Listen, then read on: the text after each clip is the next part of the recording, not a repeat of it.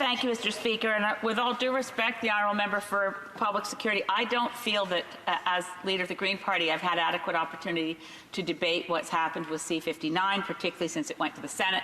But I do want to say on the record that although it is not the perfect bill that one would have wished for to completely remove the damage of C-51 from the previous Parliament, I am very grateful for the progress that's made in this bill, removing what was at the time, I think, I referred to it as the thought chill sections of the language terrorism in general, in quotes, which was used throughout C-51. I was the first member of Parliament, and I'm proud of this, when the bill was tabled January 30th, 2015, that was a Friday. I read it over the weekend, came back to Parliament Monday, had a question and question period, and asked if we were not going to stop this bill, which so heavily intruded on our civil liberties. C-59 is an improvement, but I don't think I've had enough time to debate it, and I would wish the Honourable Minister could give us more time, but I do want to see it pass in this Parliament.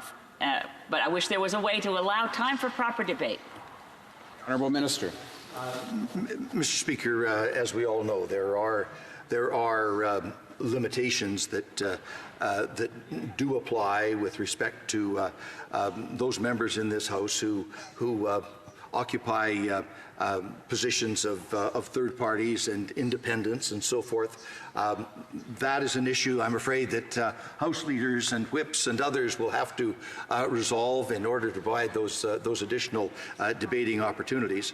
But this legislation has been thoroughly vetted over a period of 2 years, and that followed a period of almost 2 years during which there were huge public consultations and 75,000 submissions were received from Canadians to have their input before the legislation was even drafted.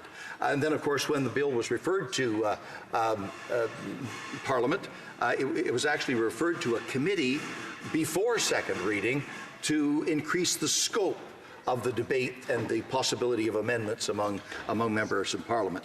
I suppose no one can say any piece of legislation is perfect.